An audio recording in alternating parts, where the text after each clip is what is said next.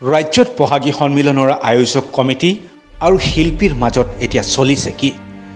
এফালে যদি শিল্পীয়ে কমিটিৰ ওপৰত অভিযোগ কৰে, আনফালে কমিটিয়ে আকৌ শিল্পীৰ ওপৰত অভিযোগ কৰে। কোন হিচ সঁচা, কোন মিছা? আইনৰ বিচাৰতে সম্পূৰ্ণ তথ্য পোহৰলৈ আহিব।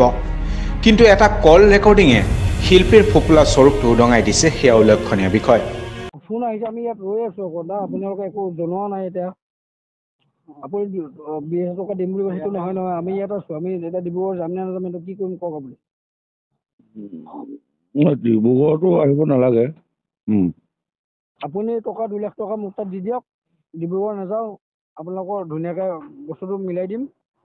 কাৰণ আমাৰোতো কথা আছেতো। 2 লাখ টকাটো মই দিব নোৱাৰিম। যদি দিব নোৱাৰে আমি আইনী ব্যৱস্থা ল'ব লাগিব এটা, বেয়া নাপাব। হয়, এইটো আপোনালোকৰ জানে হা, কিন্তু মই এতিয়াও যুঁজি আছো। আপুনি যুঁজি আছে গম পাইছো। আমি ইয়াত এনে থকা নাই নহয়। ইয়াত মই 40জন মান মানুহ লৈ পিনে ইয়াত ৰৈ আছো। মই সোণাৰীত ৰৈ আছো ইয়াতে। আপুনি হয় টকা 2 লাখ টকা দিয়ক, নহয়তো 4 লাখ টকা দিয়ক, আমি কাইলৈ আমি শ্ব' কৰি আছো। বাছ সেইটোৱে কথা। 2 লাখ টকাটো কোনোপধ্যে দিব নোৱাৰো। 2 লাখ টকা দিব পৰা 4 লাখ টকাও পাৰিলো। সেইটোৱে কৈছো। আৰু নহয় আপুনি বস্তুটো ল'ৰা ধেমালি নহয় দেই ককাই। কিন্তু মানে কি, যিটো আপুনি মানে যিটো আপুনি কৈছে যে কিবা এটা মানে যিটো হ'ল কনফাৰেঞ্চন কিবা এটা যদি মোৰ ফালৰ পৰা শুনক এইবিলাক শুনা, এতিয়া পাতিবলৈ শুনা, এতিয়া আমাৰো সময় নাই, আপোনাৰো সময় নাই, মই গম পাওঁ। আপুনি মোক 2 লাখ টকা দিয়ক, বাছ সেইটোৱে কথা। মই এতিয়া সোণাৰীত আছো। ইয়াৰ পৰা হয়তো নহ'লে মই গৈ পিনে মই কেছ কৰি দিম এতিয়া, বেয়া নাপাব আপুনি। আপুনি আমাৰ নামত পইচা উঠাইছেতো, আপোনালোকে আমাৰ নামত পইচা উঠাইছে, কেই লাখ টকা উঠাইছেতো ডাঙৰ কথা নহয়। আপোনালোকে পইচা উঠাইছে আৰু আমাক এনেকৈ মাতি পিনে আপুনি আধা ৰাস্তাৰ পৰা আমাক ৰিটাৰ্ণ পঠাব নোৱাৰে নহয়। আপুনি পইচা দিয়ক, নতুবা আপুনি মই বেলেগ কৰিম। বেলেগ মানে ডাইৰেক্ট মই আপোনালোকক কেছ দিব লাগিব, সেইটো আৰু বেলেগ নাম। 420 কাম কৰিছোঁ ন, এইটো 420 হয়। এইটো ধৰি লওক 420 কাম কাৰোবাৰ লগত কৰিব, আমাৰ লগত নকৰিব কিন্তু দেই। আপোনাৰ একদম টকা হিচাপে কৈছোঁ দেই, 420 কাম আমাৰ লগত নকৰিব মানে। আপোনালোকে 420 কাম কৰিছে এইবিলাক। কোনো ধৰণৰ লিখিত পত্ৰত স্বাক্ষৰ নকৰাকৈ, বিহু মঞ্চত অনুষ্ঠান নকৰাকৈ কেনেকৈ কণ্ঠশিল্পী মন্টুমণি শইকীয়াই বৃহত্তৰ আমোলাপট্টি গাঁতপাৰা কমিটিৰ বিষয়ববীয়াক ফোন কৰি 2 লাখ টকা বিচাৰি বাৰে বাৰে মানসিক হেঁচা প্ৰয়োগ কৰি বিভিন্ন ধৰণৰ ভয় ভাবুকি প্ৰদান কৰিছে। আমাৰ কোনো এগ্ৰিমেণ্ট মন্টুমণিৰ লগত নাই কৰা। পাৰ্মিশ্যনখন আমাৰ নোপোৱাৰ কাৰণে 9 তাৰিখে মই তেওঁক জনালোঁ নিজে মই যে এনেকুৱা কথা বোলো, পাৰ্মিশ্যনটো আমাৰ হোৱাগৈ নাই, নিদিওঁ বুলি কৈছে। তাৰপৰা কি হ'ব আমি ধৰিব পৰা নাই, বিহুখন হ'বনে নহয়। সেইকাৰণে মই আপোনাক মানে আগতীয়াকৈ জনাই দিছোঁ যে এনেকুৱা কথা, আপোনাক মই আনিব নোৱাৰিম, কেঞ্চেল বুলি আপোনাক কৈছিলোঁ। তেওঁ মোক ক'লে যে ঠিক আছে বোলে, আমিও আমাৰ বোলে কমিটি আছে, আমাৰো নিজৰখিনিৰ লগত যোগাযোগ কৰি আপোনাক জনাম। তেওঁ মোক সেইদিনাখন নজনালে, পিছদিনাখনো নাজানো। পিছদিনাখন মোক ফোন কৰি এইটোৱে কৈছে যে আপুনি 2 লাখ টকা দিব লাগিব। যদি আপোনালোকে প্ৰগ্ৰাম নকৰে 2 লাখ টকা দিব লাগিব, যদি প্ৰগ্ৰাম কৰে 4 লাখ টকা দিব লাগিব।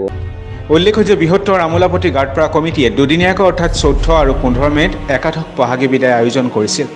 আৰু নিশা সাংস্কৃতিক অনুষ্ঠানৰ বাবে শিল্পী হিচাপে মন্টুমণি শইকীয়াক নিমন্ত্ৰণি জনাবৰ বাবে মন্টুমণি শইকীয়াৰ অনুমতি লৈ গুগল পে' যোগেদি 5,000 টকা আগধন হিচাপে প্ৰদান কৰিছিল কমিটিৰ বিষয়ববীয়াসকলে।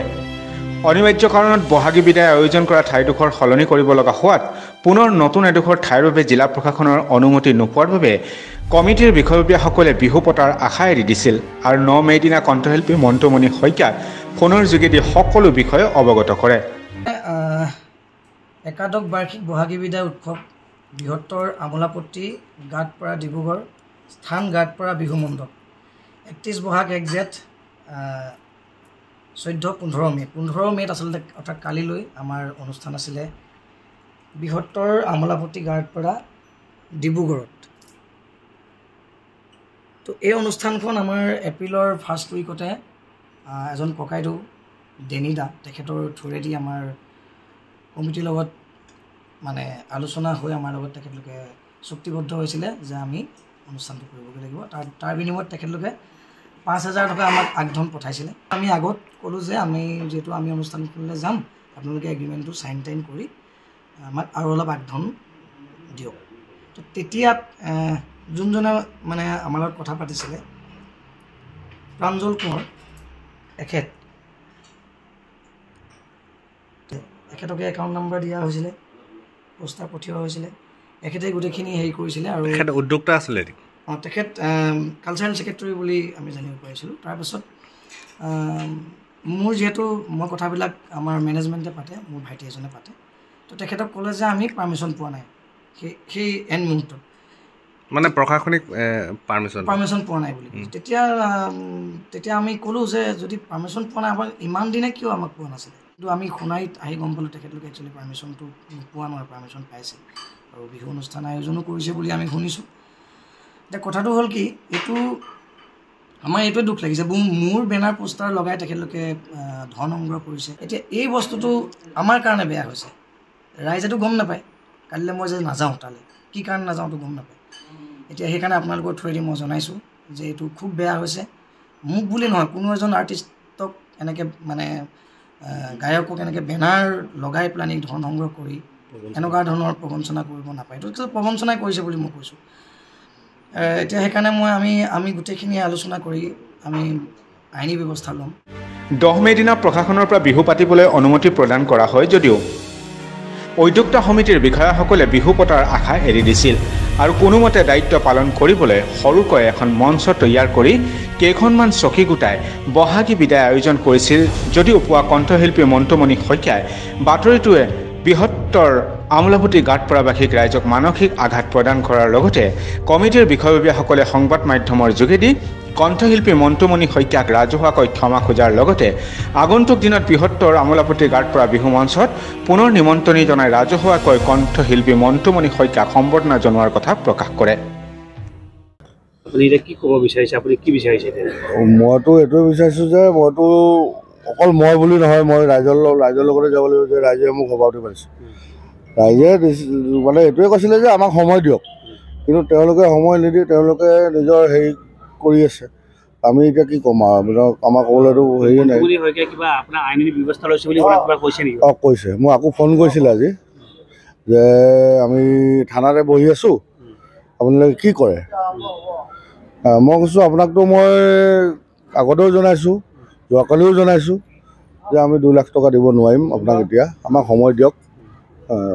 তেওঁ আমাৰ কথা নুশুনে, তেওঁ কি আগবাঢ়িলে সেইখিনি গম নাপাওঁ। 5,000 টকা প্ৰথম তেওঁক মানে টোকেন মানি হিচাপে বা তেওঁ মানে 5,000 টকা তেওঁ দিছিলোঁ। সেইটো কাৰণে যে তেওঁ আহি আমাৰ লগত যোগাযোগ কৰক, এগ্ৰিমেণ্টটো আগবঢ়াওক। নাই কৰা।